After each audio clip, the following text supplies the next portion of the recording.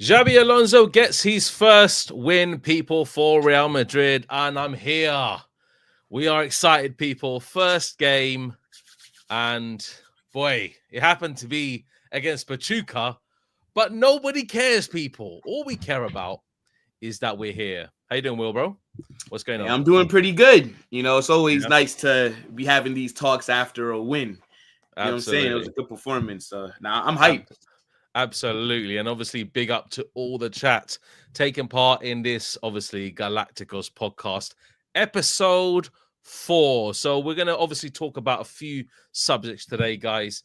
We're going to be obviously getting into Jabi Alonso's first win and seeing how, let's say, I think a good performance, obviously, due to the circumstances, obviously, a man down and everything like that. We're talking about HUIJSEN being an absolute tank in that defense.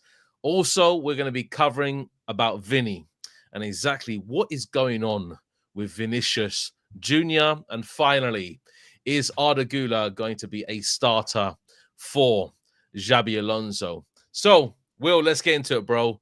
Obviously, Galacticos podcast episode 4. Jabi Alonso gets his first win, 3-1 against Pachuca. What did you think of the match, bro? I had such high expectations going into that game. And then Raul Asensio decided to play against us in the opening 5 minutes, bro. He almost messed it up. I'm telling you, if we would have dropped points that game, he would have held a lot of smoke over the last 24 hours. Absolutely. But he ended up getting away with it. I still don't think he'll start a game for us again in this tournament. Now that Rudiger's officially back, I cannot see Asensio starting again. But aside from that, I think we actually looked better with 10 men. Like the way that we were playing, the build up, the link up play, like the goals that we scored. It was no individual brilliance. Like those were all team goals. Like everybody was involved. The passing was very good. I think Thibaut Courtois, man of the match, because Pachuca, even though they're not that good, they put us underneath a lot of pressure. And Courtois was making big save after big save after big save. If he was not on smoke, if he did not have a masterclass, we probably would have ended up drawing or maybe even losing that game, to be honest, because they were all over us. I think in that first half, the high line, even before Asensio's red card, they called us out like twice. And then, Asensio ends up getting the red card. Then we end up fixing up a bit. We look a little bit more solid. But look, I'm happy with the 3 points. I'm happy with how we responded going down to 10 men. I'm happy with the adjustments that Jabi Alonso made. I'm happy that Gonzalo Garcia got another start, being rewarded for a good performance in the first game. And then he goes and then drops another good performance in the first half, right? That assist that he got for Arda. Simple thing, right? Like the first touch to lay it off for that assist that he got. Endrick would have probably shot that. Let's be honest. Everything yesterday for me, I don't really have any complaints aside from Raul Asensio, to be honest. But I think we did good though. I get you. And for me personally, when I looked at the match, obviously due to the circumstances, going 1-0 down again, going one man down, against Pachuca. And I honestly, like I mentioned it in my fan cam, I don't know if this guy is being in contact with Diddy, but he's liking to touch men, mate. He is. In the last 2 matches, man, he's been touching men like crazy, innit?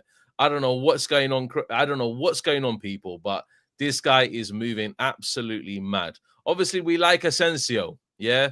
We like him for his last season performance. We like him in general. He's one of the young guns coming through. But for me, this is mad. Like, this is Pachuca, and that foul there was just reckless. Absolutely reckless, and for him to obviously being taken off and then obviously Tchouaméni to replace him, he just left a lot of gaps in the midfield. You saw after that, straight after it, we were just bombarded by Pachuca until we got the goal. Let's say it, we got bombarded. There was a double save that Courtois had to make, and that save literally saved us from going behind. It saved us from going behind. I think that Asensio should have just let Rondon just get a shot off, to be honest. Like, that would have been better than us only having 10 men.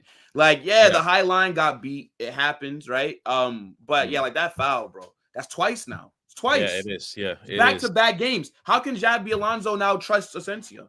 Yeah, because in his first 2 games, you've made the two biggest mistakes that could have hurt us. So it's like, how can you be trusted?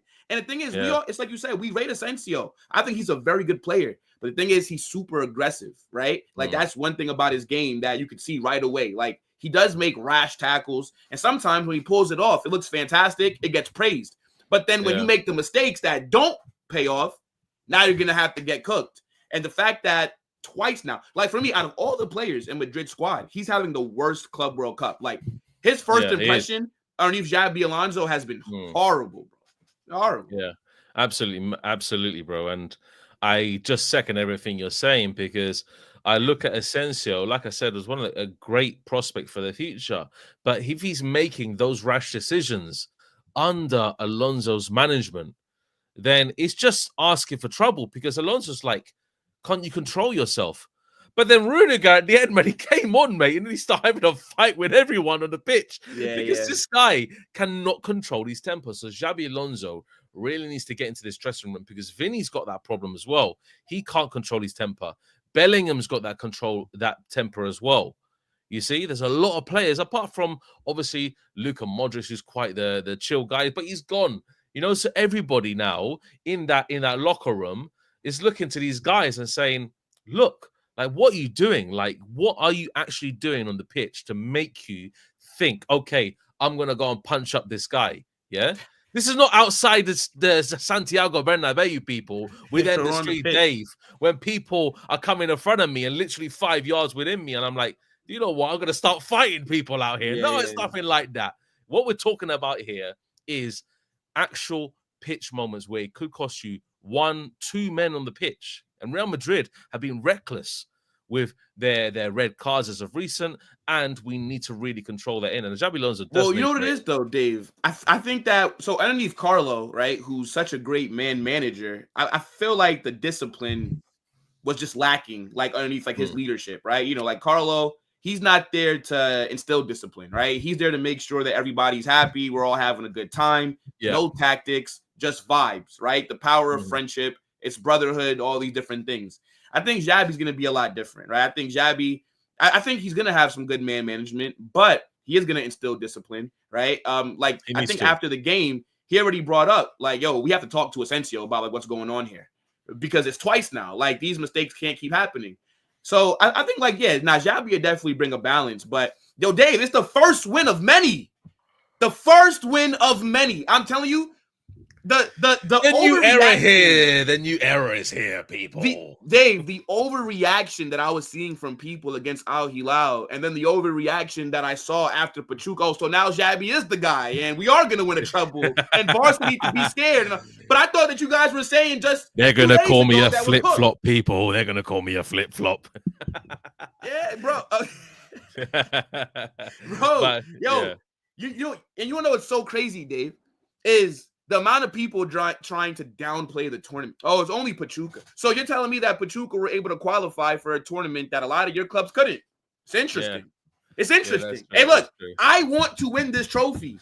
A lot of people were trying to cope in that first half, saying, oh, Real Madrid are just taking this as like a charity match. We're taking this as preseason. No, we're not. That's cope. We want to win this. And you can tell by how strong our 11s are throughout these two games. So it's just up to the manager to get the best out of these players. And the only thing that's really annoying about yesterday is because Asensio was sent off so early, I still don't know what Jabi Alonso's trying to do, because he didn't really get a chance to implement regular tactics throughout that game since we're only a man down. Yeah. So it's kind of like we're still, I mean, like, we saw some good possession. We saw some nice link up, some one-touch football. But when you're with 10 men, it's going to be drastically different than if you had your full 11 on the pitch. So that's the one thing that's kind of annoying me. But again, I like how we respond, and I like how Jabi Alonso did manage the game like after that. Also, like, well, I mean, we'll talk about Arda a little bit later, but I liked how Arda was in midfield and Valverde was more on like that right wing. I think that was genius by Jabi Alonso. The midfield looked so much better. We controlled the ball. Like, Jude was making good runs. I think Tchouaméni played well. Fran Garcia also had a good performance as well. Like, he was giving another option like on that left. I actually think that he had a better game than Trent. But look, man, it was just a good game overall. I want to actually touch on Gonzalo Garcia for a second, because Yeah. under Jabi Alonso, he's dropping a little bit deeper. He's doing the link up play himself. He's really integrating himself into also a false nine area where he can operate in that role, but he can also offer in attacking areas as well. Obviously, Mbappe, when he comes back, he's going to be there. But people have been telling me, and I've heard a few, obviously I'm part of a group as well with a lot of Real Madrid fans, and they're looking at Gonzalo Garcia as a Joselu type player that can really get in the mix. So obviously he's not got the height of Joselu, we know that. Obviously not really got the physicality, but skill-wise, he's great. Like, honestly, that back flick as well, obviously the two Garcias linking up, obviously leading up to Bellingham's goal was really good. And I think Gonzalo Garcia is such... He's looking good under Jabi Alonso. Obviously, it's only pre-season. We've got to see him against the bigger teams because he's got to rock up. And the talk of obviously Mbappe returning for Salzburg is kind of leave him in the dumps, really, because he's just going to be away from the actual system altogether. But I think it's a good man to bring off the bench because we always needed that. Obviously, Endrick could come off the bench, obviously, when LaLiga starts, but is Endrick going to provide that silky link-up play? No, because Endrick is just a runner. He just runs in behind the defense. The thing is, Dave, so like Endrick has bad decision-making. And I think that cost us last season. Right? Like, ever since he scored, who did he score with that shot from outside of the box? You remember? And like he had Jude and like Vinny with him. And the better decision, it would have been to lay the pass off, but he shot it from like 30 yards out. It was in the UCL. Was it Stuttgart, against Stuttgart? I think it was. So. I forget. But ever since that moment, right? Like ever since that goal went in, Endrick, anytime he gets the ball in the box, he shoots. Right? Like I don't think if Endrick would have started, let's say if Endrick was fit, and if because Endrick's injured, he's not even like in the match squads. Yeah. If he was on the pitch, I'm not sure he lays that off for Arda. No, I think he tries to score that himself. I think he takes himself. Yeah. Yeah, and when I look at Gonzalo Garcia, I think he is in terms of the squad. He's the biggest winner so far of this Club World Cup. I think we all know that Real Madrid were rumored to be in the market for proper number 9 to come off the bench, like a Budimir or somebody like that. I think with how Gonzalo Garcia is playing, I would be fine, and I don't want to overreact, but I would be fine with the club not signing a striker and giving him an opportunity to be like that Joselu kind of, because he's like 6'1" as well. Yeah. So you can whip crosses in for him, right? We've seen him score headers like when he did against Leganes, was like last minute winner. Yeah, so I think he's definitely impressed me a lot. And even though Mbappe is gonna possibly be coming back against Salzburg, I would still start Garcia over Mbappe that game. Not because I view him as a starter, but Mbappe is gonna be rusty, right? He hasn't played since the end of the season. I think it'd maybe be better for him to come off the bench. I think Gonzalo Garcia he deserves to start the last group game, 100%. Absolutely. But also, what I was going to talk about also is some of the football that we saw a lot in the second half, especially when Modric and Ceballos came on. You know they're going to control midfield. You know how they're going to roll and operate in those areas. But when they came on, it just brought a new life to Real Madrid. Like there was also good link-up play in the first half. We know that already. There was good link-up play in the second half. That midfield was cooking. Some of the one-touch football we were seeing, it has been non-existent under Ancelotti. Let's be honest. Like we don't really see that with Ancelotti. That quick, silky moving of the ball. Like I was happy when do you know the 3 goals? Yeah, the 3 goals were absolutely world class, all 3 of them. Yeah, it was no bookie goals, no shit goals at all, no last minute things or just like passion merchant thing going ahead and like trying to score, whatever the case. It was actual amazing football. Yeah, they were all silky. It was obviously going to be a different story against the later stages. It's going to be a different story against your PSGs or your Man Cities or your Juventuses in the next round, whatever it is. But what I'm saying is that all 3 goals were just based off teamwork. Yeah? Every single goal was a team-worked goal. No individual brilliance here and there. Like last year, we were counting on Mbappe, or we were counting on maybe Vinny sometimes, or we're counting on anybody or Jude Bellingham or whatever to do individual brilliance. every single goal was worked to perfection. Yeah. And Like the link up, I'm telling you that is Jabi ball right there. Like we're seeing what's being worked on in training, but again, like these things, just takes a little bit of time. It's only a second game, so now against Salzburg, I expect us to look a lot better than we did against Pachuca. I expect us to be building, and every game I expect us to look better. By the time we get to the knockout stages of this tournament, I should be feeling confident that we could beat any team, PSG. Juve, whoever, I don't care, bro. Like I still think we're gonna win this tournament, and I believe that we're gonna only get better from here. Like again, like it's like you said, in possession, we looked so good yesterday. Maybe that's because of Arda dropping into midfield. Who knows? We can talk about that when we get to the Arda topic, but it's just I was happy. I was very happy with what I was seeing, and it was with 10 men. At times, Dave, it didn't even look like we were down to 10 men. Like I didn't even notice that we were down a man. Right? It was just phenomenal. Yeah, like some of like the link up, bro. Like it's just things that we don't genuinely see. Like, there were bits and parts of link up play last season with Carlo Ancelotti where we had a good team goal. But like you said, for a majority of our goals last season, it was like individual kind of thing. So now it was definitely very good performance. And I tell you what, one of the standouts of that whole game was Dean Hson yet again. Yeah. This guy, I'm telling you right now, the passing he does in a forward-thinking manner is second to none. He is excellent at it. He knows how to do it. He knows when to. He knows how to time it, like literally to perfection. Yeah. And some of the runs that were being made on that left-hand side, he was picking it out time and time and time again. For that third goal, he's the one that found Vinny for that run that then led to Valverde, then giving it to Brahim, who then gave him the assist. That was Dean's through ball for Vinny. No, it was. Yeah, it was. I know. Yeah. Exactly. But he wasn't just doing that. He was making those passes all game long. He was running through the center. He was trying to beat the traffic in front of him and then literally just laying off a pass. He was sometimes doing the outside on the left, sometimes in the center to Jude and obviously Bellingham, sometimes into Gonzalo Garcia's feet directly.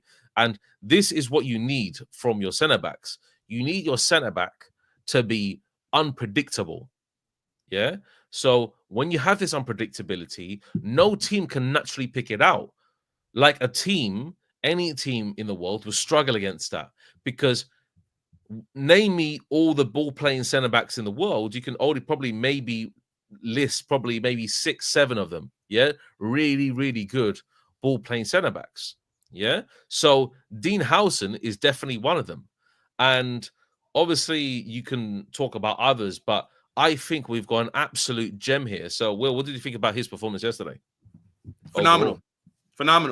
I think if it was not for Courtois, I believe Hson, he would have been probably in that man of the match conversation. Again, we went down to 10 men, and I didn't notice, right? I know Tchouaméni dropped deep, and I think Tchouaméni actually did a pretty good job at center back as well. But Dean Hson, like, the guy is the best young center back in the world, bro. Like, what a signing this guy is. What a signing. Yeah. And in the first 2 games, I've been very impressed by him. He looks like he's been here. Like, he doesn't look like he just came from Bournemouth. Exactly that. He looks like this. You would think that he's been at Real Madrid for a season or 2 by now. Like, the way that he's able to receive the ball from the back line, he brings a sense of calmness even when we're being pressed, because Pachuca were pressing. And then he receives it. And then he's so technically good on the ball that he's able to create space and then just give it to the midfield. Or he sometimes even makes a run himself a little higher up, gives it, then drops back deep. The guy's an absolute world-class player. And for me, I view him as the leader of Real Madrid's defense and Spain's defense for the next decade. Like, I can't – the only thing that I think could mess this guy up is injuries. Because there's nothing on the pitch that I can criticize. Because as much as we're talking about how good he is on the ball, defensively, he's a rock as well. I don't think he got dribbled past once. I mean, bro, he's so solid. Like, great signing. Great piece of business. Makes me happy that we didn't get Lenny Yoro last summer. I'm going to tell you that. Because if we'd have got Lenny Yoro, then I don't think that we would have got Dean this summer. Yeah, true. Yeah, and Lit Vibes obviously says, after years of Rudiger haram, Dean is a revolution. Thank you for the super chat. But I think Rudiger will fit perfectly next to Dean Hson. I've got to be honest. I think with him personally, I think Rudiger's that solid, strong centre back that's just going to go into crunch tackles whenever he can. But Dean Hson is that fluid, that silky defender that moves in and out of the midfield, obviously trying to create, trying to obviously maintain ball possession. And when you have that in your locker, in your first team, then both of those can really fit well. I'm very actually surprised, guys, and I don't know what's happened, obviously, with Militao when he's going to come back. Where do you guys, I actually want to see, obviously, you guys comment as well and interact with the show, but where do you think Militao is going to fit into all of this? Will, what do you think about Militao? Yeah, I think that he'll fit.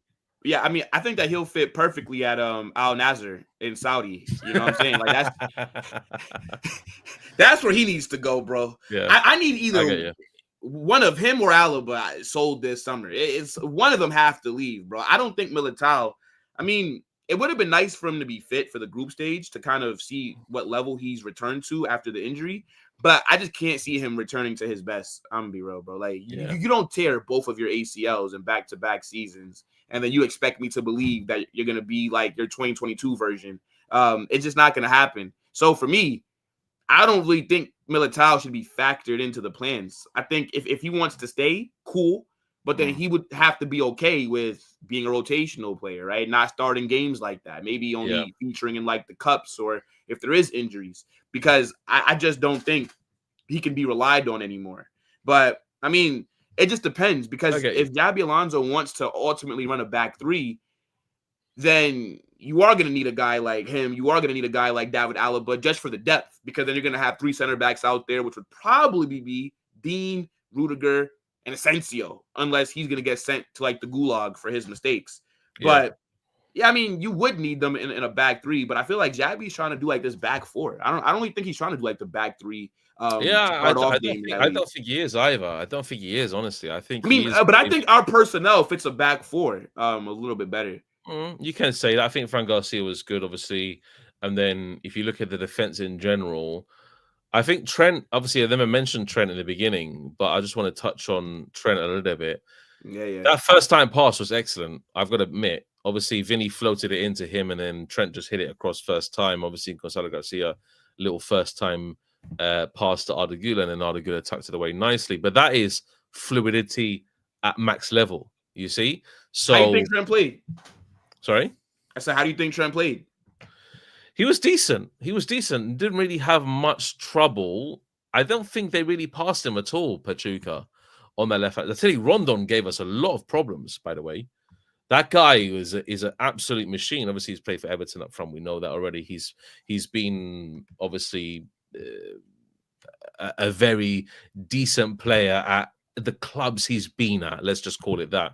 And Rondon gave us a lot of problems, but he didn't really give the backline too many problems. Tchouaméni done a really good job as well, considering the fact that he's just literally said, okay, cool, I'm just going to drop back now, yeah?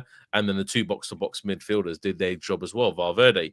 But for me, Hson was a standout player just because he is silky smooth with everything that he's doing.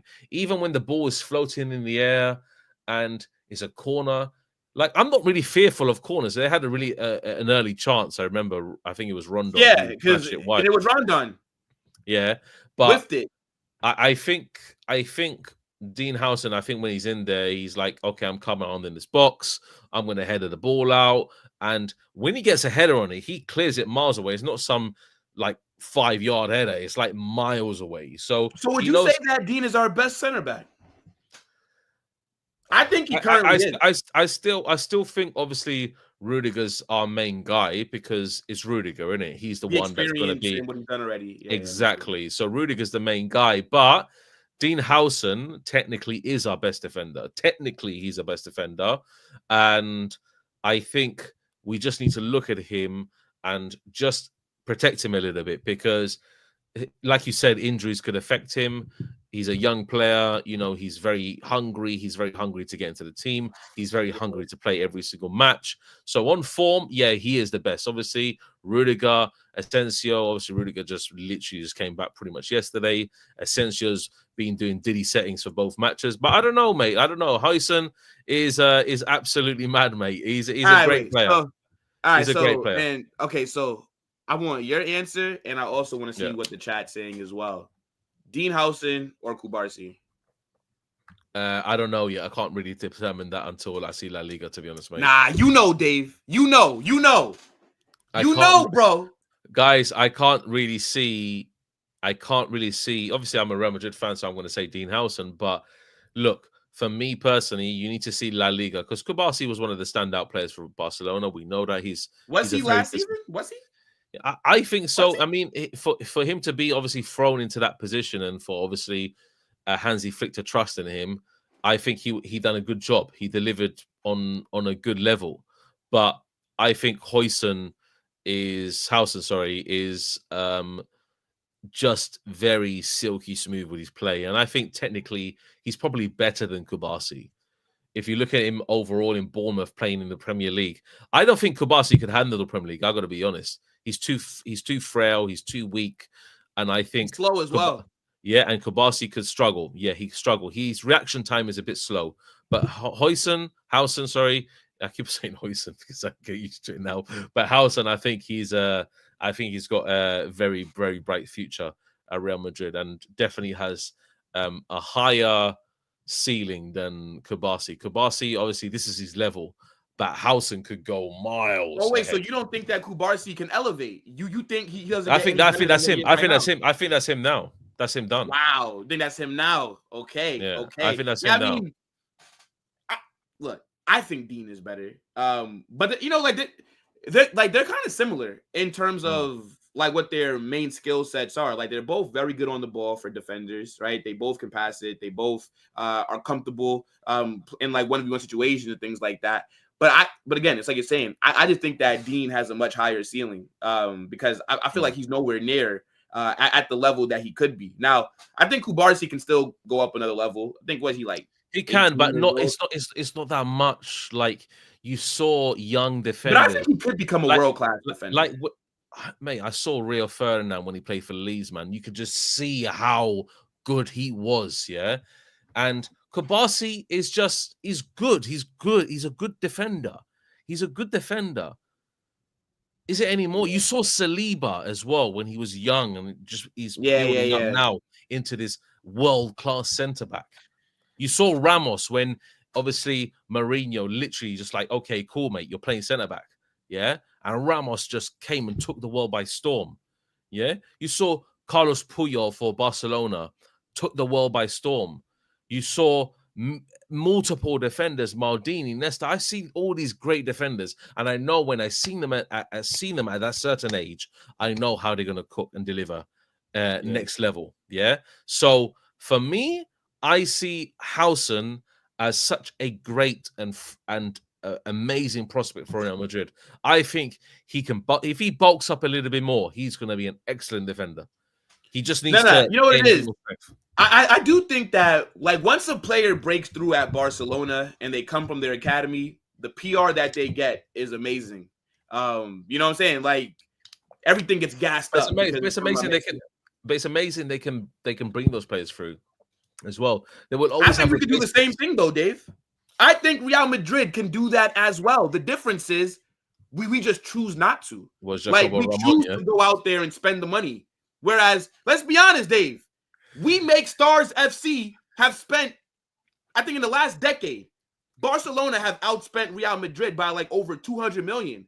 But nobody talks about it though, right? Yeah. We're the only ones that get. I think the club, our motto is just, if there's a world-class player, we'll buy him, right? I think their motto was, we'll integrate the youth and also try and buy world-class players, but they don't know how to scout properly. So they spent their big money on mostly flops, got themselves in a pretty shit financial situation. And they do deserve credit because, so producing like a Lamine Yamal, like an Alejandro Balde. Pedri's not from their academy, by the way. They signed Pedri from Las Palmas. And then they put him in the first team. But yes, they do produce very good players. But at the same time, I think Real Madrid can do that. There's a reason why our academy is the most financially successful one in the world. We produce good players, but the managers never have time to integrate youngsters into the team because we have to win now. So now you got Carlo, right? For example, You remember when Danny Carvajal tore his ACL? Who was the first name that we heard reports about? Jesus Fortia, generational right back from the academy. He's going to be given a chance. He was in the first team training. Where was he? We still haven't seen him. You know what I'm saying? Like, we have talent. We just don't give them an opportunity. Jabi Alonso is here now. A lot of these players that are breaking through, Jabi Alonso was managing them when he first got into it with the academy. Yeah. I'm telling you, this manager is going to revolutionize the way that people view Real Madrid. Youngsters will start getting an opportunity. I can see that with Gonzalo Garcia. Look at how he's managed him so far. Yeah, and he's put in Munoz a couple of times now. Victor Munoz. I think Diego Aguado is going to get an opportunity. I think Yousef could get an opportunity. So we've got a lot of talented players in obviously the ranks, but obviously just going back to Dean Howson as well, I think that just also having the opportunity to bring young prospects through from very, I wouldn't say top tier clubs. I would say clubs that are producing good talent and actually seeing how a player can develop. Like, for example, Hson, obviously Franco Mastantuono's coming to us. And like, that is what we need to do. And I think the replacements overall and everyone gearing to get into the team, it's going to cause problem for other players. And I've just got to say something, mate. Yeah, I've got to say something. One of the players that I'm really frustrated about, especially yesterday, I think everybody put in a good shift. Yeah, even Vinny to some extent got to put in a decent shift. But what the actual hell is going on with Vinny, people? Because I don't even know. Yeah, I don't even know. This guy, he's looking very, very frustrated out there. The way he's maneuvering the ball, he's looking frustrated. He's not getting enough of it. I don't think he's getting enough of it, I think, but he's not producing the goods as such. He done a few good moves. I'm not going to lie. He done a few good moves. I think Vinny had a solid game. I don't think Vinny was bad. He wasn't bad, but overall, I think when we look at the stylistically, the profile of player, when you're looking the pass and move, he was the only one that really wasn't connecting with it. I saw him drag the ball forward many times. He didn't really produce the pass and move that I really wanted to see. Of course, the crossfield ball, obviously, Jude Bellingham, blah, blah, blah, blah, all the stuff, Brahim Diaz, and all that. But for me... Wait, but how do you just bypass that? Because he was involved in the goals. How do you bypass? How do you say all the stuff like that? That's a big part of the game that he contributed to. He did. You can't just bypass that. He did, but when you look at Xabi Alonso's style of profile of player, is he a player that's really going to fit Xabi Alonso's team? I personally don't think he is. I think Rodrigo will be much more suited to play on that side for Xabi Alonso's team than Vinny. I've got to say, because Rodrigo brings a bit more like dynamism when he's passing the ball. But Vinny, what he does offer is something different than a lot of the other players. He offers the directness. He can run it behind the defense. You know he's going to have a little bit of trickery here and there. By the way, guys, that rainbow flick was absolutely horrendous, mate. Yeah, I did better rainbow flicks back in school. Yeah, but that guy, mate, I don't know why he keeps on attempting it. I don't know why he keeps on attempting. What's the problem, though? People say that football is robotic, and then they want to cook somebody for trying to bring some flair to the game. Come on now. Like, for me, Vinicius, he didn't have a good game. He was solid, though, right? He was not bad. I'm seeing people talk about Vinny disaster guys. He wasn't bad. He wasn't bad. No, but the thing is, because people are looking for the GA. People are looking for a goal. Because if he would have scored yesterday, people would have said, oh, Vinny is back. Vinny cooked. Again, his performance, was not good, but it was not bad. It was a solid overall game from him. He was involved in the goals. He helped in the build-up, right? He made some good decisions. Yeah, he tried the rainbow flick. It didn't work. And he got, I don't know if they called the foul on it because he did run into that player. But point is, you're basically saying, Dave, to then sell Vinny. If you're saying that Rodrigo, so then where's Vinny play then? Because if you're saying that Rodrigo will then fit that left more, you're saying to displace Vinny. And and you can't have Vinicius on the bench, really. So then you got to sell him. That's kind of what you're alluding to. I don't look. He just needs to. Do you know what? Maybe you can drill it into him to pass a bit more, to move, pass and move continuously. That's what we need from that left wing, because when you saw Arda Güler dropping deep, helping out with the midfield, going with Valverde, we don't want Vinny to do that. But essentially, he needs to learn into his game how to pass and move with effectiveness. That's the issue that I'm looking at. And when he gets cornered into a space in the near the corner flag, and it happened several times yesterday, he looked to run past the first man. Great. Now release it. Yeah. Instead of trying to take everybody on or release a shot, release it quickly. Yeah. And then create the next wave of pass. But then that can come with just some more training. It's just the man just got to work with him a little bit more, you know, because again, Vinny's a stubborn player. He's a stubborn guy. No, I mean, but the thing is, though, Vinny's had what? He's stubborn. Carlo came back in 22. So we had Zidane was 2020 to 2021. So Carlo came back like after that. So for the last 4 years, essentially, Vinicius has had complete freedom. Go out there, make it happen, do what you want, just carry us and get something. Now you have a manager that's going to come in with the style of play. This is, and let's be honest, even underneath like Zidane wasn't really a tactician like that, right? I know that we did like Lopetegui, he got sacked, then like Solari and all these guys. But like, I think Jabi Alonso, you could say this is the first time that Vinicius will have a manager that is going to try and build a fluid system. At Real Madrid, we don't usually have a fluid system. It's just, I mean, so we've had a few seasons where we've cooked, right? And the football's looked really good. But more times than not, we are kind of like an individual brilliance team. Like, and I think a lot of Madrid fans don't want to admit that, but it's not like a Barca where the club has a style of play, or like a Man City or any of these teams. So now we have a manager that's going to come in with a clear style of play. I just think that Vinicius just needs more time with him to get some of the bad habits out of his system. Yeah, I think Xabi Alonso can coach those bad habits out of him. I think he can. There's no better left winger in the world than Vinicius. Like, there's nobody that I think we can replace Vinicius with that would be an upgrade. There's nobody in world football. Well, not for us personally at Real Madrid, but so that's what I'm saying. So then, like, this is why I'm trying to figure out. So, like, what do people want? Because yes, Vinicius deserves criticism, right? For him to be playing as poor as he has for like the last 6-7 months, he deserves to be cooked. But like, I'm seeing people wanting him to be sold, right? So you sell Vinny, and then you put Rodrigo on the left. Rodrigo, you can say he's a better footballer than Vinicius, but is Rodrigo more impactful than Vinicius? I don't think so.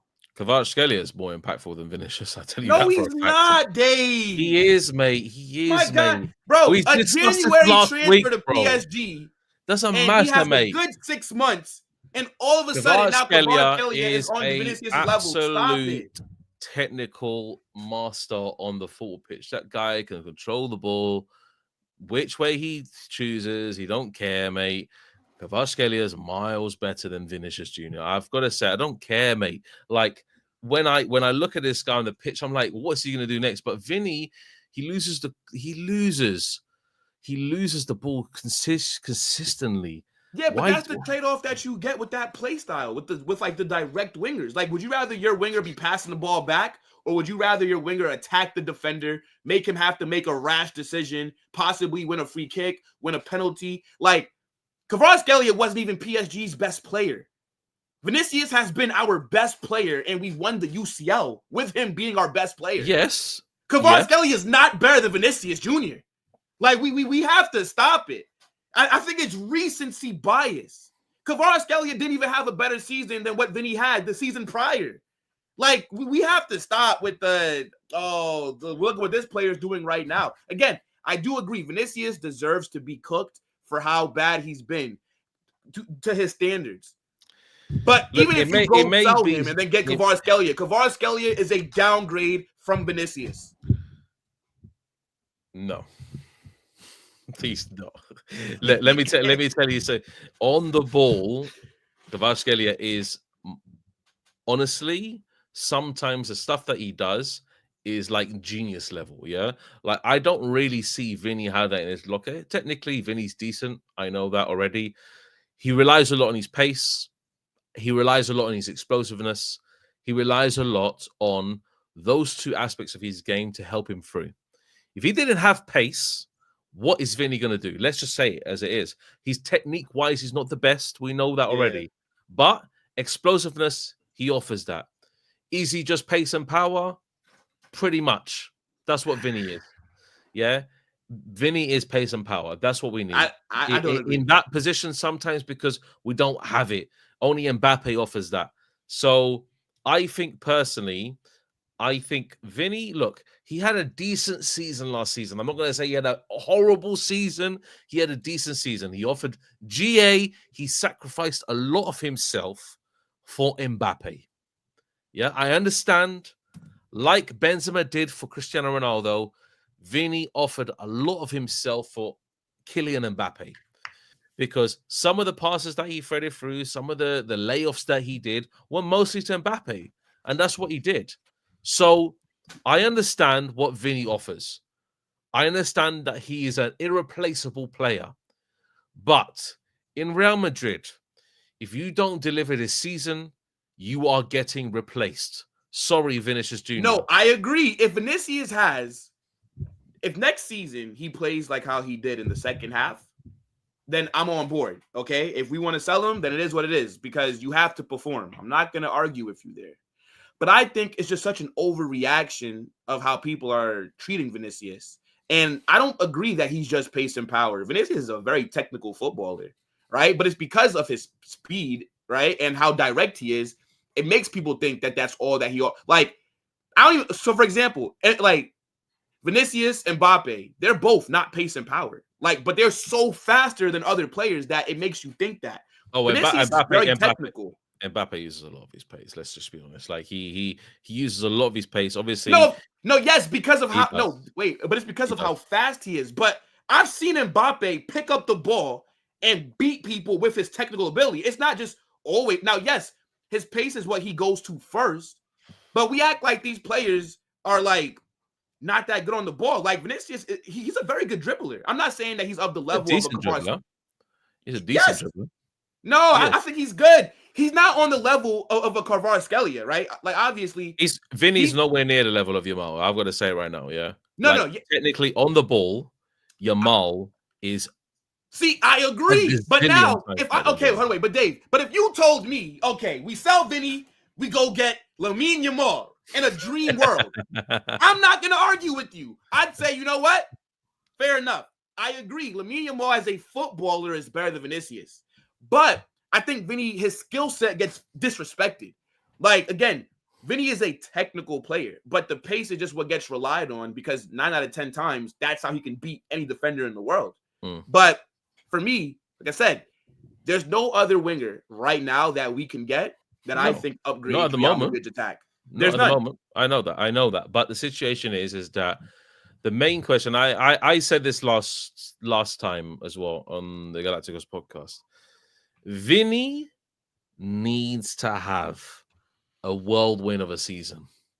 He needs to be one of the main focal players of this season.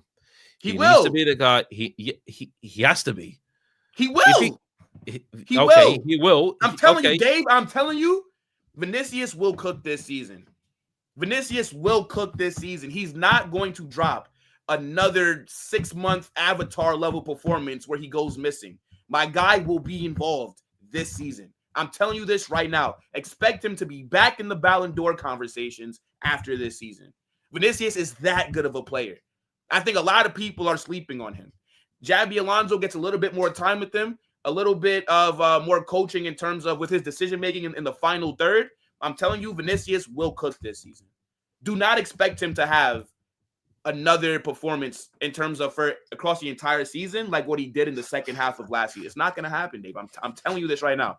I hope he does. We go as far as Vinicius' performances take us this season. I'm telling you that right now. He will be the focal point. Because it's like I told you, Dave, on one of the other Galacticos, this is his team. As far as I'm concerned, Until somebody else is our best player in the UCL knockout stages and then leads us to winning it, this is Vinny's team. Until somebody else can score in 2 UCL finals, until somebody else, bro, Vinicius transformed himself from a very mediocre player when he first got here to one of the best in the world. I know that people rate the Desiree Doués, the Rafinhas, Kvaratskhelia, like the Salas, these guys. In my opinion, none of them are more proven than Vinicius. At the highest level, Vinicius, for, I'd say, 3 seasons now. Yeah, because obviously, we got to understand, obviously, that he brought us Champions Leagues. We understand that. We understand, obviously. Yeah, maybe it is some recency bias for me, obviously, because we saw Kvaratskhelia offering something different to PSG. Obviously, Dembele was part of that as well. We know that Doué was part of that. Vitinha was a main focal point for PSG and probably one of their best players. So they had a team. They built it around those different types of players. And obviously, Fabian Ruiz, everyone that we've seen in that team was just excellent. Nuno Mendes. But I think Vinny just needs to work on himself as a football player. I think technically he can get there. He's not there. I don't think he's there as a player, and he's getting on a bit. Obviously, we just need to see him really work it this season. I want to see Vinny really progress this season. I wanted to see him really adapt to Jabi Alonso's type of play, where Vinny cuts inside the player, what he usually does, and he does it so well. That's what another thing that Vinny does when he's cutting in. He bypasses pretty much any player in the world, but he needs to release it quickly. He needs to release it to the next player. He needs to keep the ball circulating, keep the ball moving quickly, not hold on to it too much, because that's what he usually does. I know he does. But when we were on a counter-attack, I saw many opportunities yesterday. And this is one thing that bothered me, guys. And you saw it as well. Don't even lie to me. You saw it as well yesterday.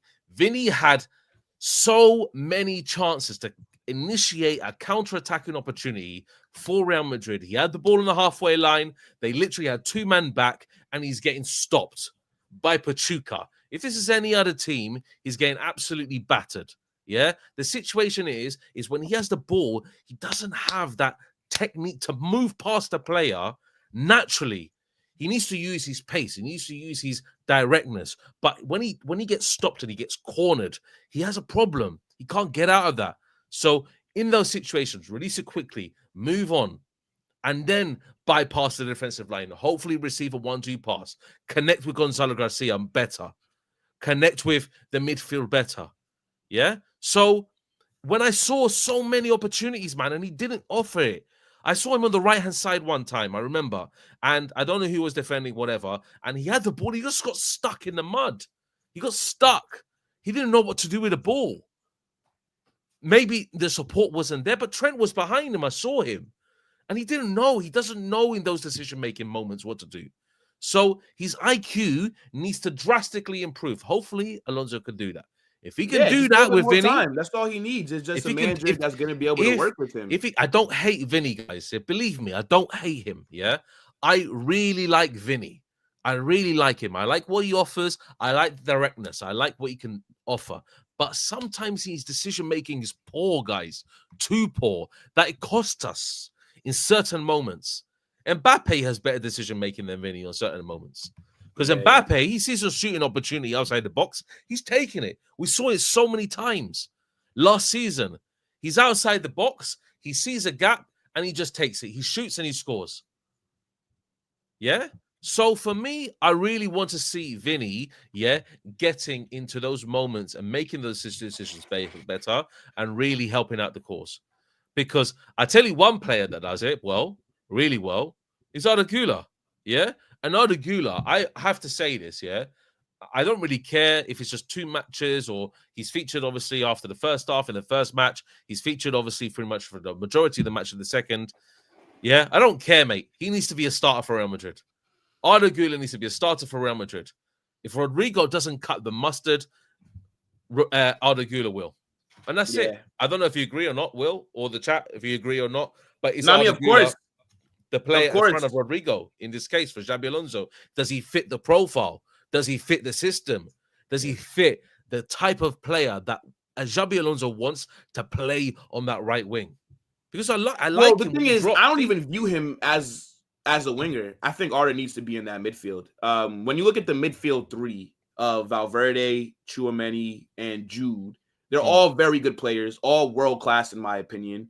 But there's no balance because all of them are better off the ball. All of them are runners. All of them are workhorses. Now you have to bring in a guy like Arda Güler that's a lot more technical, right? That's going to be able to be on the ball, bring that control to the midfield. And we saw it yesterday, right? Arda Güler started in the right wing, but if you watched how the game was actually going, Arda dropped deep, and it was Valverde who was on that right wing. I think Arda Güler is a phenomenal player. And I think Carlo Ancelotti needs to pay for his crimes. Carlo needs 15 lashes in the public square for wasting 2 years of development of Arda Güler. This guy is a very, very good player. He's good at linking up. He also is good at free kicks. He's good at corners, and he's a very good finisher as well. I think Arda Güler, not only will he start for Real Madrid a majority of our games, I think by the end of this season, he'll be considered arguably the best in whatever position we end up using him at. And for me, after this Club World Cup, when Jude has to miss the 3-4 months for his shoulder surgery, I don't think that, obviously, right, Jude's a very good player, and we're going to obviously miss him. But I think Arda sliding into that midfield in that maybe like more advanced kind of 8 role, we're not going to feel the loss of Jude as much because Arda's going to be there. And then now you got Franco coming in as well, right? Franco's going to be able to help in that position as well. And me personally, Dave, I know that you kind of brought up, is he above Rodrigo? I think he is. I think Rodrigo's gone. I'm going to be honest. I didn't see any of the post-match like questions and answers, but Rodrigo was available yesterday. He did not play. I think he's gone. So for me, I'm not even really factoring in Rodrigo when I'm talking. Unless it comes out, oh, he was injured from training or something, then there's no other reason why you didn't play him. And Arda Güler played so well yesterday, you have to start him. I don't think that the buildup looks as fluid if Arda's not in that 11. True, that's true. It's just not. I think him and Gonzalo Garcia link up really well, by the way. They link up really, really well. They're both very like-minded. They know what they're doing. They know the positioning. And I think that's what Jabi Alonso sees with Gonzalo Garcia and Arda Güler in that system. Obviously, when Mbappe comes, it's going to be different. But Arda Güler can accommodate Mbappe because Arda Güler knows when to pass, when to thread it through to Mbappe, because Mbappe are going to make those runs. We know that already. Yeah? And those breaking through runs, right? Straight through the defense. Can Arda Güler pick him out? I'm sure he can. Yeah? So I'm looking forward to seeing Arda really, really, really get into the groove with Jabi Alonso because I think he could be an absolute world beater. That guy has as much technical ability than any other footballer in the world. He's a generational talent, Dave. He is. Like, he is. I know. Arda is generational. I'm telling you, if Jabi Alonso was our manager over these last 2 years, Arda would be in different conversations right now because we speak about Arda as a promising young player with a lot of potential because he hasn't been given that much game time. If Carlo would have used this guy more, we're talking about Arda as arguably the best player at his position. But he will develop. I'm telling you, he has to start, Dave. He absolutely has to. We look so much better with him in the side. You even saw it when he got subbed on in the second half against Al Hilal. Instant impact. Should have scored, didn't. But you can see we just look so much better on the ball. And you need somebody that does bring that. Again, he offers you something different to what Valverde, Jude, and Tchouaméni does. And there's a reason why that midfield, on paper, it looks phenomenal. But it's a reason why they struggle. It's because, again, none of them are able to control that midfield. And Arda can do that. So, I think he's going to be Jabi's new Florian Wirtz, right? Like what Jabi did with Florian Wirtz, that's the kind of leaps that I expect Arda Güler to make. I expect this guy to be a 20 GA kind of player throughout the season, more so with his assist, because I think with the attack that we have, and then with him behind pulling the strings, Jabi's going to have a very hard time picking a starting 11 unless he completely changes the 11 and then runs maybe like a 4-man midfield, or I don't know how he'll do it. Maybe 5 in midfield. I have no idea. But it's going to be a very hard choice for him when Jude comes back. And then depending on how Franco plays, That's it. I mean, it's a I good was looking at problem to have. Mastantuono as well. Yeah, I was looking at him. Guys, obviously, before we round up, obviously, this show, we want to answer some questions that you have. As you can see, I've pinned a comment. Please put a Q before your questions so we can answer it.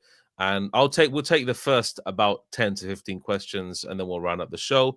And yeah, we just want to let you know your thoughts known on the match, anything that you want to ask us to. Ask Will, ask myself. Obviously, you can point out anyone that you want to answer the question to also. So please make sure you do that in the chat as well. And I think, yeah, with just going back to it, I think Arda, he has a certain way with the ball. He manipulates it really well. He knows what he's doing. His vision is excellent. And even, do you know what? I've got to say, yeah, Brahim Diaz is a decent player to come off the bench. He's not Arda Güler. I don't think he's really Arda Güler level in terms of his ceiling and what he can bring to the team. But that pass that he floated through to Valverde was excellent. As soon as he came on, you saw a different level of football, a bit more quicker on the ball, a bit more intense in the passing. And that also came with Modric, that came with Ceballos. Ceballos, I think, had a very highly underrated performance yesterday. Even he came on, he was looking really good in the midfield. Looking really good. He was dropping into the spaces, trying to do the give and goes, working the ball, keep on moving it forward. And guys, I've got to say, yeah, yesterday, I didn't really see the sideways, backwards. We moved it a couple of times in midfield, but we were moving it forward quickly. We didn't circulate in the midfield endlessly. And that was all down to players like Arda Güler, players like Gonzalo Garcia, players like even Valverde had a good time in the midfield with his passing. Jude had a good time in the midfield with his passing. Jude actually had a very underrated performance as well. He was good. He did. Very good yesterday. And when we have also a player from the back that can operate like that as well with Dean Hson, then you just have really good progressive passes in the team. And if Valverde can work on that game, and if Jude Bellingham can work on that, if Vinny can work on that as well, we have an absolute team on our hands, because we need to see this team progressively pass the ball quickly up the field. No, really, the just holding around the defense all the time for 10 million years. We want to see them move the ball quickly up the pitch. So I think Arda Güler is very instrumental in that. Do you know why? Because when you see his positioning, just watch him for 10 minutes against Salzburg. I think he's going to play. Watch him for 10 minutes against Salzburg. You're going to see him dropping a little bit deeper next to Valverde, trying to work the ball, almost like a free in the midfield. Let's just call it as it is. Yeah. And then Gonzalo Garcia also drops a little bit deeper. Vinny's obviously onto his corner. He knows he likes that corner. He knows he wants to receive the ball there. But you have that kind of operation where it's almost a 5, it's almost a 4 in midfield. Really good. Well, it would be a 5, obviously, if we had the defensive midfielder there. But it would be a 5 if we had a full 11. Yeah. And if Tchouaméni can work in that as well, then we have a very good midfield that we can really pass the ball well. But I think, obviously, we still need a creator in terms of, how can I say it? Like a Stiller, kind of like an Angelo Stiller type player. A player from deep that can really just cut passes through the middle. We don't really have that yet at the moment. Tchouaméni, can he do that job? If he works on it, maybe. But I don't think he's ready for that kind of level. I think he's a good CDM. I think he's a good defensive midfielder. And I don't want to go on the debate again with you, Will, on Tchouaméni being the best defensive midfielder in the world. But we can say that Tchouaméni, obviously, if he can work on his game a little bit more, then I think he can be a decent player. I think Camavinga is going to have time, obviously, to see him on in the pitch as well. I'm excited for Camavinga, Dave.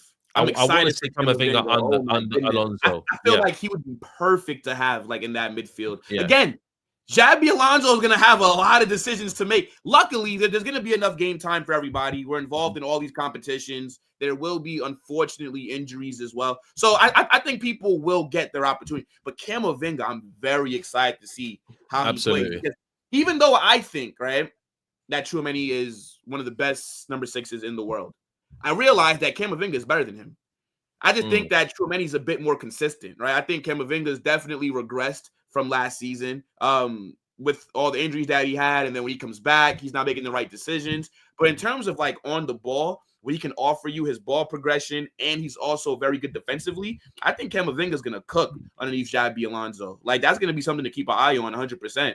But now, I mean, look, it's super exciting times, bro. Like, I'm hyped for this Salzburg game on Thursday. Like, I think we should slap them. Didn't we play them in the UCL this past season? We did, yeah. I swear we did, Dave. Yeah, we did. Yeah. What was the score of that? I don't even remember. I can't remember. It was Real Madrid. Guys, remind us of the score, please. I'm pretty sure that we scumbagged our way to a dub, though. I'm pretty sure. Hold on, I can tell you right now, because like last season, bro, such a blur. I can't remember. But yeah, but point is, obviously like, we played them in the group stage, so yeah, we didn't. Yeah, it was 5-1. Yeah, 5. Okay, 5-1. Yeah. We slapped them. It was. See, why don't I remember this performance? Yeah, why don't I remember this? 5 goals, and here I am not remembering. Yeah, it was January 2025. Yeah. Rodrigo 2, Kylian Mbappe. Oh, I remember that match. Yeah, absolutely. Yeah, absolutely. I do remember the match. But I couldn't for the life of me remember it now, unfortunately, guys. Yeah, look, bro. Like, don't worry. We're fake Real Madrid fans, people. We're fake Real Madrid fans. We don't remember this match. Hey, look, man, plastic. But you know what it is? I expect us to then go out there and now drop 4. We have to cook them. We have to. We have to. Look, that game's gonna be fire. Yeah, it is going to be, absolutely. But guys, obviously, we obviously got a few questions, guys, to answer. Let me obviously address all the supers before we do that. Lit Vibes, as a Liverpool fan, Trent Alexander-Arnold is difficult to judge in any game. He lapses his concentration, and the next minute he does an amazing thing. I think in La Liga he's going to have more time and space. I'm going to be honest. He's going to have more time to operate in. And I think he's going to have more time to pick out his passes really well. I think Trent is not going to have too many lapses of concentration in La Liga, because Premier League is very frantic. If you lose the ball, you're just immediately caught out. So that's the difference. So I think Trent is going to have a bit more time, and he's not going to have too many lapses. What do you think, Will, on this super? Yeah, I mean, like, Trent, again, world class for what he does on the ball, not what he does off it. So, you have to just take the good with the bad, or the bad with the good, however you want to say it. Yeah. We know what we signed up for. I just trust my manager to have a system to cover up his deficiencies. So. Okay, cool. Next from HD Photography. Thank you for the super chat. Obviously, Lit Vibes gave us 2. HD Photography. Vinicius needs time. He'll adapt. Yes, he will adapt, and he needs to adapt. Obviously, he doesn't have that much time, though. I'll tell you that. He don't have that much time. He has one because he already had half the season that he wasted. So maybe not even that. Maybe half a season. Maybe until December. I don't know. But we need to see, guys, because Vinny. For all I love him, he sometimes really frustrates me. But we'll see. Anyway, we'll see. It's all due in time, guys. Let's see how Jabi Alonso works with him. Okay. If we can sell Prime CR7, then we can sell Vinny. I think it's a completely different. That is facts, but I think it's a completely different. And we didn't sell CR7 because he wasn't performing, right? No. Like, I think what happened, because I know that him and Perez's relationship like broke down. Something about massively like the taxes, like that case that he had.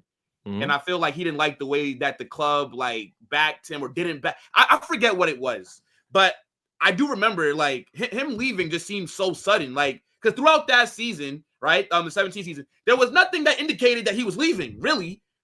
And then it was just like, he's going to Juve. Like, maybe it's because I wasn't locked in on like social media too much back then. But like that kind of came as like a surprise to me when he ended up going to Juve. But like we didn't sell CR7 because he was like not performing well. I think him and Perez just kind of fell out. Like that was what happened. Yeah, exactly. Okay, Lit Vibes obviously then put in a question saying, is there space for Camavinga in which position?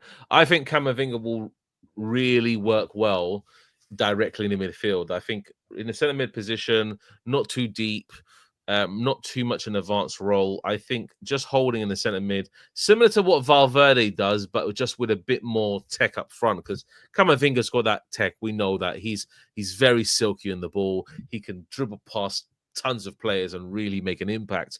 So I think him in a similar liking to what Bellingham is, but I don't think Bellingham will be replaced.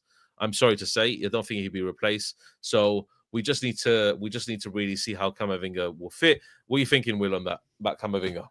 Yeah, I think Camavinga is a fantastic player, but I don't view him as a starter right now. I think he was awful last season. Yeah, he was. Yeah, and unfortunately, and like not speaking about just the injuries because you can't help that. I'm just saying like when he was fit, he was a liability. Like there were games when Camavinga was available, and I didn't want to see him out there. I remember him getting subbed on against Barca, and I'm nervous. I'm like I don't know if I would. So yeah, I think he will do well underneath Jabi Alonso, but for me right now, there's no space for Camavinga. He has to like earn his way back into the starting 11. Because I just think that the other midfielders are a bit more consistent. So, yeah, I think Camavinga is someone that really should. How can I say it? I think he's someone that really needs to take a look at himself on the pitch and what he's doing. Sometimes he's just a bit too frantic, and he just loses the ball. He loses his concentration. But he's one of the most technically gifted. I'm sorry to say, but he's one of the most technically gifted players in this team. And I mean, he's arguably our best ball carrier as well. He is our best ball carrier, especially from that deep line playmaker area. He can really carry the ball forward. So I think Camavinga is very technically gifted, but he needs a lot of work to do, honestly, with Xabi Alonso to impress him. Predictions for the next match for you, Salzburg. I think we're gonna walk all over them. Sorry to say, we're gonna walk all over them. I don't think. Yeah, I think so too. I think it could be an absolute demolition job. I think could be even worse than the Champions League game. Could be. I think we will have and we have Mbappe back, possibly. If Mbappe's back, then this game is mad. It's going to be mad, honestly. But if Salzburg get an early goal, then it could be a very sticky. But who knows, guys? I mean, hey, look, we already know how the game's going to go. Kickoff, second minute, big save from Courtois. yeah, we know that. We know that. Yeah, we already know. Yeah. So will Franco Mastantuono be a right winger? Possibly. I think he will. That's how I view him. He plays there for River Plate. I watched their 2 games. Well, I didn't watch the one against Monterrey as much as I did against Red Diamonds, but that's where he starts. Is on that right wing. He kind of like inverts in a bit, but I see him getting his opportunities more so on the right. Yeah. Because that's where like the lack of options are, especially if Rodrigo ends up leaving, then it'll just be him and Arda on the right, but then Jude is going to be out. Well, Arda, Franco, and Brahim. I keep forgetting Brahim. He will be in contention for the right as well. But when Jude's out, I think Arda starts in midfield, and then I think that does open up that right wing for Franco or Brahim. Yeah. And that leads me on to obviously the next question from Kevin. Do you think Franco will be the next Messi? No. I think Echeverri has more chance of being the next Messi than Franco. I've got to be honest. I think Franco is. You think Echeverri is better than Franco? Franco looks better than him. Or Franco has gotten more opportunities than I'd say. He's more the profile of Messi, but I don't think there will be another Messi. I've got to be honest, guys. Now, of course not. You don't get Messis and Ronaldos every 10 years. Like. These are not even generational talents. Like Messi and Ronaldo, like these are multi-generational. Like you won't see the next time somebody probably can do it. Okay, well you could say Yamal is like the closest, but he's not going to even be what Messi was. I'm telling you, there's just no way. Yamal's comparisons to Messi by Barcelona fans is absolutely ridiculous, mate. I don't know how they even can compare him to Messi. Like Messi's just next level. Dave will probably be dead by the time the next Messi comes around. Yeah, that's probably he's like a once in like 50 years kind of player, like him and like a Ronaldo, in my opinion. Yeah, absolutely. Next question is from the drunk grandpa. Do you see a vulnerability in the defensive shape, or is it due to lack of good defensive options? I see some vulnerabilities, especially when Pachuca had the ball from in the midfield area. They kept on lofting it over the top, and we were just like, what's happening with the gaps here? Like I was shouting, where are the gaps? Look at the gaps. That's what I was saying, mate. I was like, so many gaps. I could see it happening time and time again.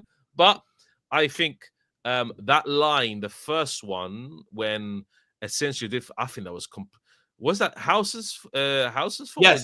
Yes, Hson.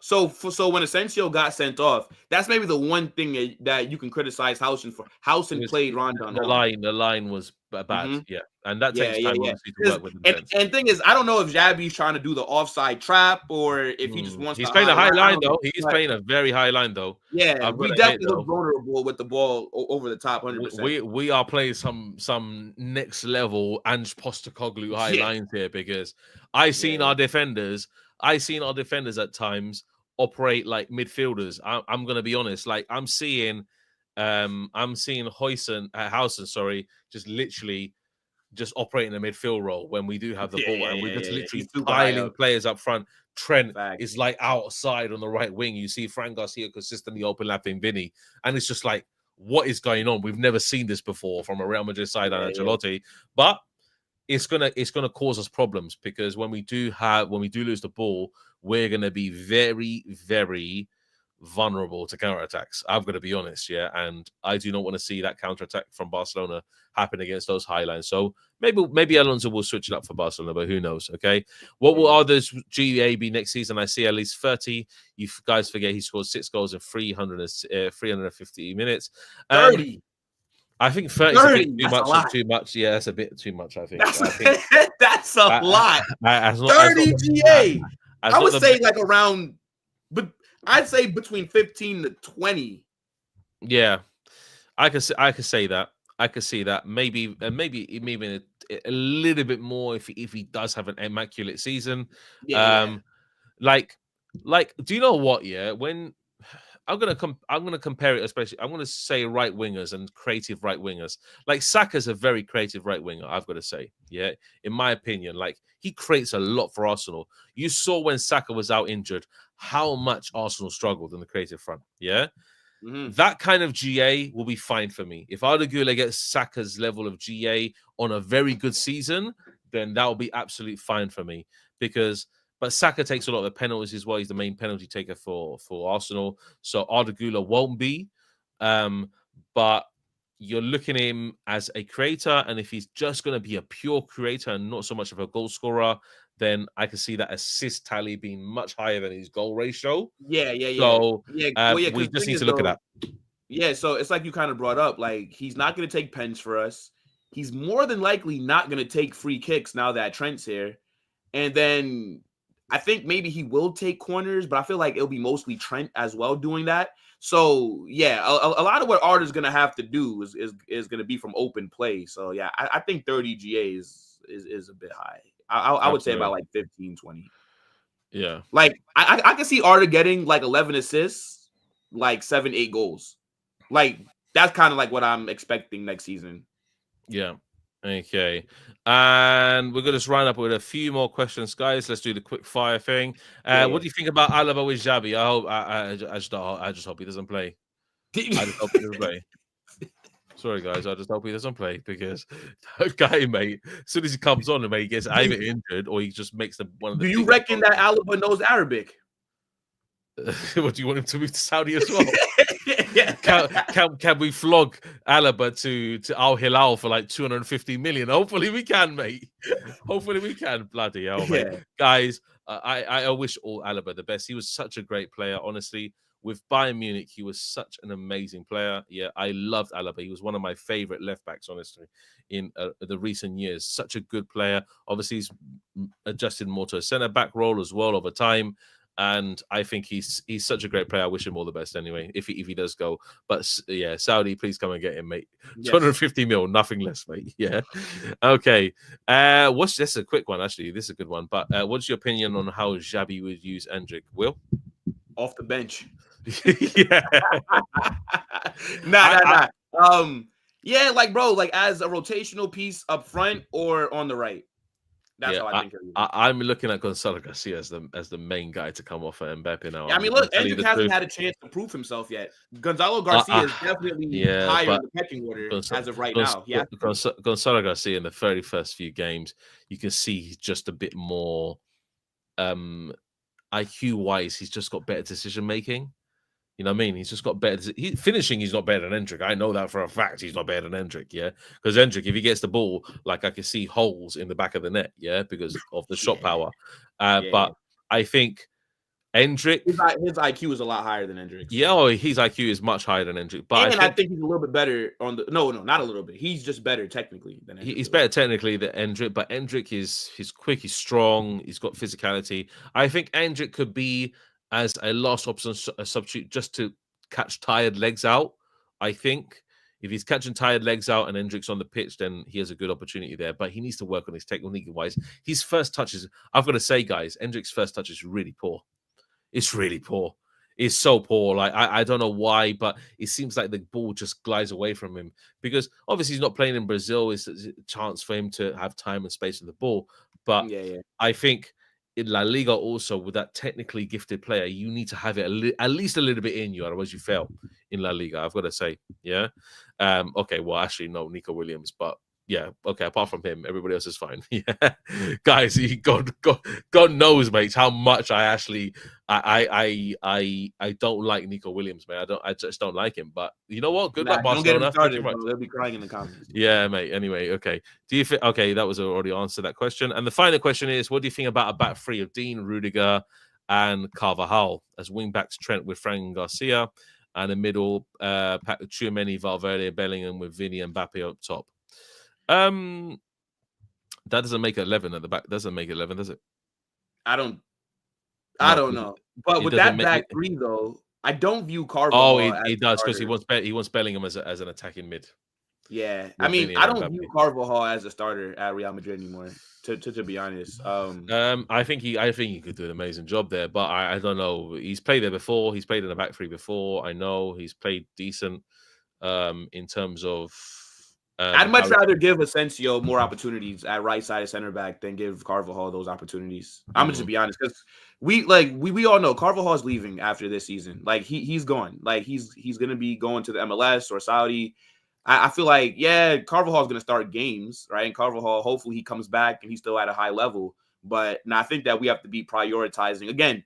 Once it came out that the club let Luka Modric go because they want to usher in a younger era of Real Madrid, then I do not expect Carvajal to be starting for us week in, week out. I'd much rather give Asensio those minutes so that he can continue to develop, just to be honest with you.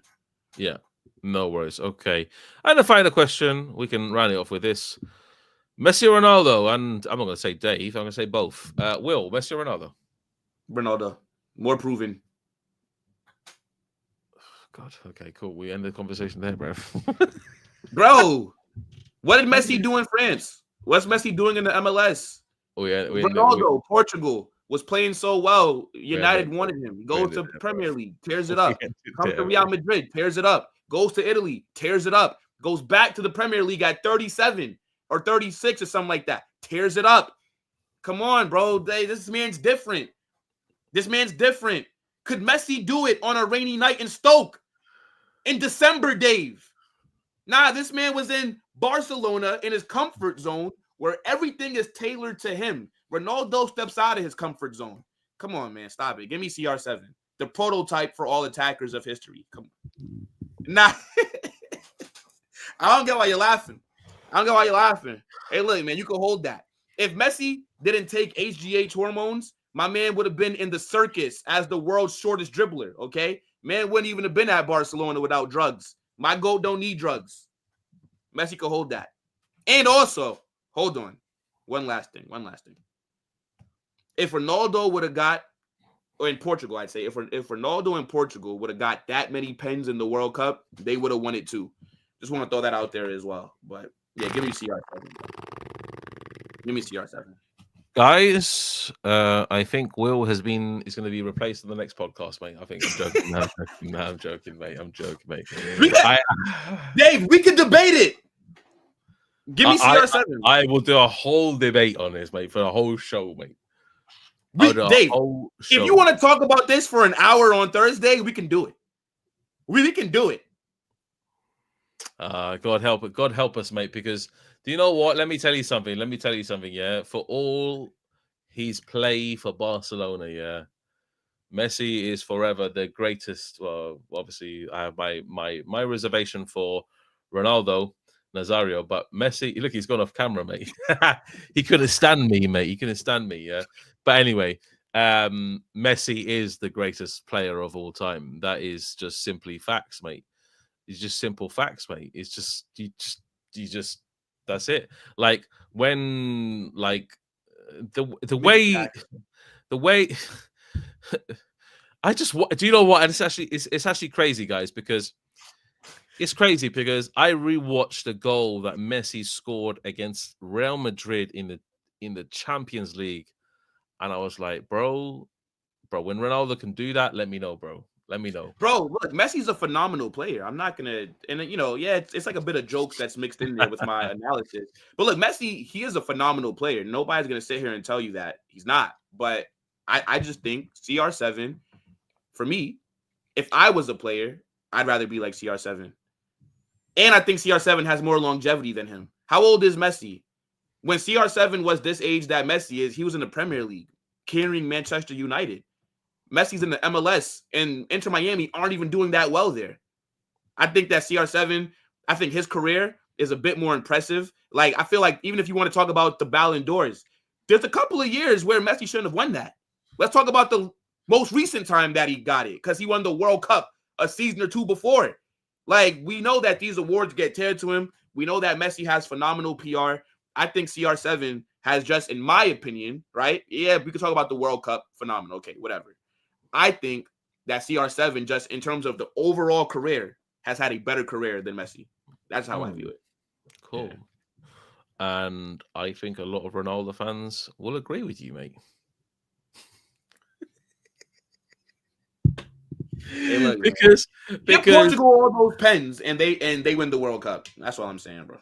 It's just a question of how you view football. Like, honestly, for me, when I see a player, oh man, the goals that Messi scored, I just sometimes bamboozle, mate. The way he just ripped up Man United, mate. The way he's ripping up ripped up multiple Premier League teams, by the way. Like, you say, oh, can he do a Reina in Stoke? No, he's done it against probably the best English teams that we've seen. Probably one of the best English teams in the last 20 years is that 2009 Manchester United team. Mm-hmm. That is it, guys. Or 2008, 2009. Okay, whatever it is, guys. Yeah, but honestly, Messi, yes, he had his players around him. I know he had his Iniestas. I know he had his Jabis. Yeah, I know Ronaldinho had a huge influence on Messi and how he was playing football. So, look, honestly, for me, Messi is the GOAT. He is the greatest of all time. Even though I like Ronaldo Nazario, obviously R9, but you know what? For me, Messi is the greatest player of all time, hands down. It's done, guys. It's okay. So then, like, you don't want to factor in how, again, Ronaldo steps out of his comfort zone and still dominates. That doesn't matter. What, in Saudi Arabia?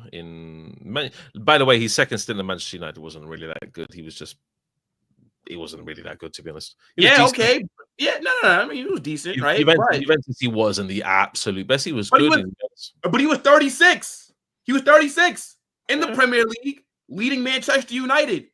Messi is 36, leading Inter Miami to nothing. Come on. The longevity also factored in as well. What are we doing here? Anyway, we'll see, guys. We'll see on our next debate of Messi, Ronaldo. I think this is gonna have to do a part 2. But guys, thank you very much for joining the Galacticos podcast, episode number 4. We love to see it, guys. Obviously, if you are new, obviously, onto the channel, make sure you go and check out, obviously, in the stream, Dave, our content, and also Football Carnage, whose actual link is in the title of the video. And make sure you go and subscribe to Will. Obviously, he has a lot of Real Madrid content, and he does actually bring out different videos to me, guys. It's not just, we don't copy everybody. We have our own system. We have our own. It's like Jabi Alonso and Ancelotti here. You know what I mean? I'm clearly Ancelotti, mate, because I'm the old guy, mate. And Will is the next generation of managers. You know what I mean? So that's it. So that's how we're rolling, people. Yeah.